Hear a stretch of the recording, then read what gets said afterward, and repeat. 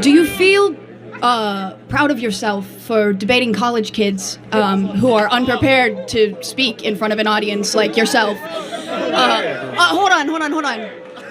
You're 30 years old. We can agree you're 30 years old, right? Do you think that's a little bit silly? Are you a voter? I am a voter. I'm a registered voter. I vote and you vote. So I'm talking to voters of this country that will determine the future of Western civilization. That's what I'm doing here today. Yeah? Wait, hold on. How is it any different than a professor talking to you? Right. How is it any different than a grown man in a wig talking to kids about sex? Professor talking to you? Who are you? Well, important enough for you to come up to a microphone. Gotcha, bitch! Actually, when I first saw this ad, I thought it was like an improv comedy thing. It looked so ridiculous that I didn't even think it was real. Well, no, you could see. Look how popular Trump is on your campus. How does that make you feel? That's not comedy. That is a 5-alarm fire for Kamala Harris because she's probably going to lose Pennsylvania. Look. But no, I just want to be clear. Is there something wrong with talking to voters? No, there's nothing wrong with talking to voters. Well, that's what we're doing here today. It's an open mic. I think that you push a dangerous agenda. Such as?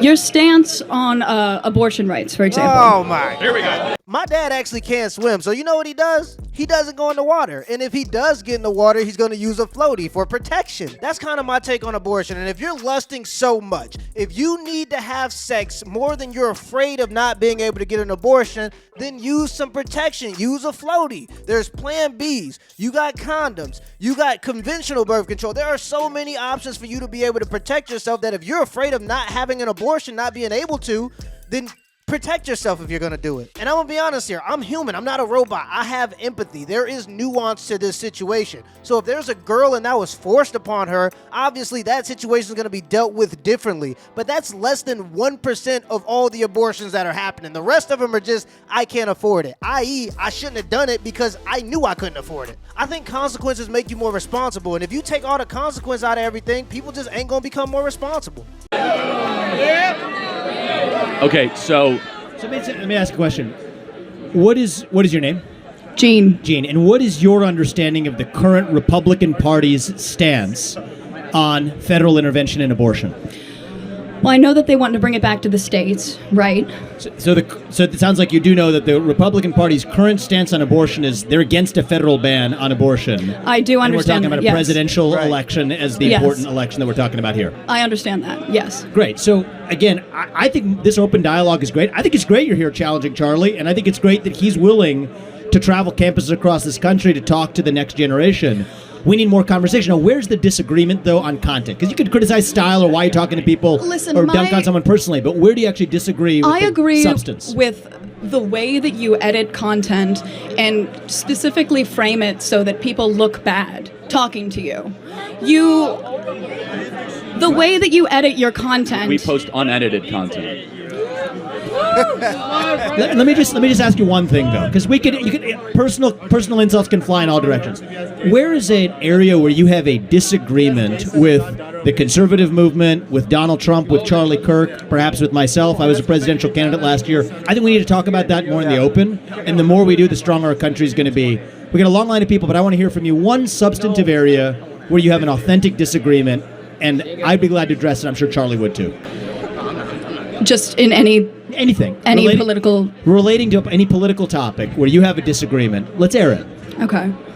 I disagree with some of the laws that are being pushed in Congress that are against the LGBTQ community. Oh, brother. And the trans community. Okay, so let's talk about that. I'm going to give you my view, and then I want to hear yours. Okay.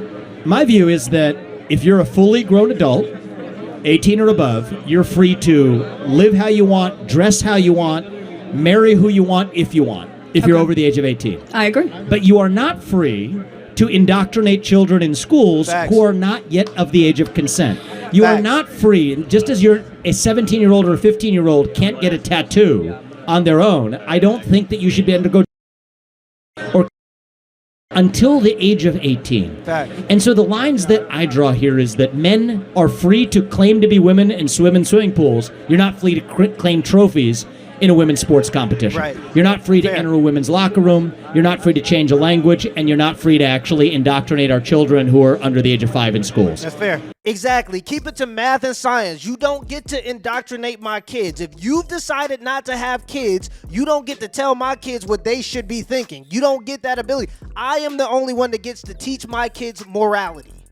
You teach math and science, I teach my kids morality because I want them to be a mirror reflection of their father and their mother, and I want them to carry my family's values, not the state's values, not the government's values, not your agenda's values. You don't get to do that. One of the first things that the man with the small mustache did was take away people's ability to homeschool because they wanted the state to be able to indoctrinate the kids. And in 3 years, them kids went from playing soccer to killing civilians. And that's exactly what they're doing in the U.S. now. They got the women at the job so they can get double the taxes, and then they can take the kids and indoctrinate them in the schools. And I'm gonna just say it, bro. It is weird for a grown man to want to talk to kids about sex. Now, I'm not saying all of them are. Most of them are just doing their jobs. I respect the teachers. I think they should be paid more for dealing with them little gremlins. But it takes a certain type of man to want to talk to kids about sex. And I'm not saying that's who they hiring. I'm just saying that it invites a certain type of guy. That's suspicious. That's weird. Do we agree on the fact that adults should be able to live freely while still treating children differently? If so, we're on the same side of this issue. Listen, I agree with the majority of what you said. However, I don't think that you're understanding the implications of the laws that are trying to be passed. A person that ran for the president of the United States needs to be educated by a 20-year-old on the laws that are being passed. That just makes no fucking sense. Well, look, we got a head start in the conversation. We got a long line behind you. But my only ask is, forget the personal attacks or the stylistic attacks. Focus on substance. The more we debate that, the stronger we're going to be as a country. Yes. Thank you for coming. Thank you.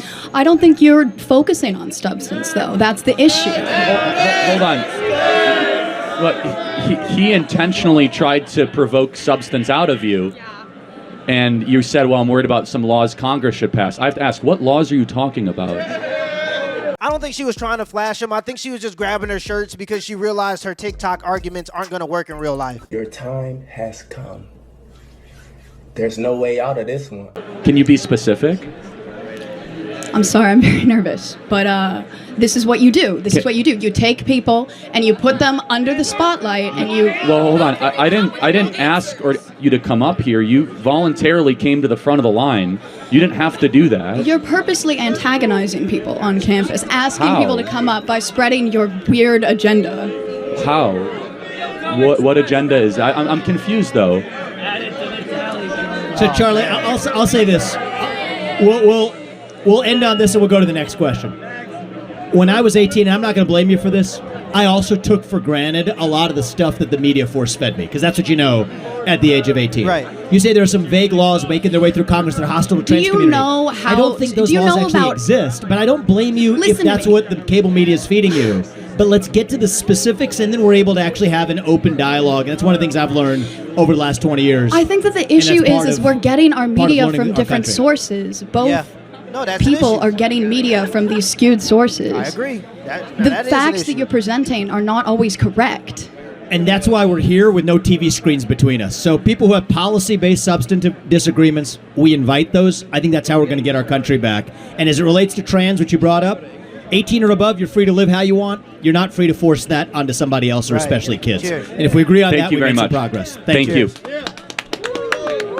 Well, I mean, she's 20 years old, and at 20 years old, everybody's stupid. And people are stupid because we don't teach our kids things about the world. We teach them a fantasy world until they turn 18. Then we go send them a loan. We get them into a $20,000, $30,000 loan so they can go into debt. And truly, you don't know a lot about the world until you start paying taxes. I was so gung-ho about so many different issues and policies that should be put into place until I realized the money was getting taken out of my check. Then it became very different. And another part of this is she doesn't even care about politics. She's just told that she should care about politics. After COVID, things got really weird. Everybody with TikTok and YouTube thought that they knew something about politics, and you're really just bored. People have to be interested in other things. 10 years ago, she would have been trying to do modeling. She would have been focused on being hot.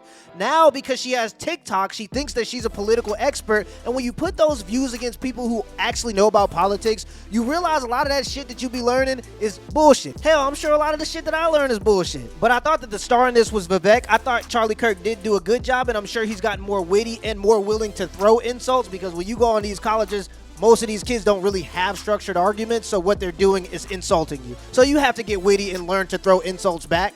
I know Charlie Kirk does this a lot more, so I'm sure he's just gotten used to that and dealing with that type of environment of being witty, because sometimes if somebody's funny, you could get stomped on even if you got better points. So I understand that he's doing that, but I thought Vivek was the shining star in this. More of these conversations do need to be had and shared, because our country's getting a little unstable. We need to balance this motherfucker out a little bit.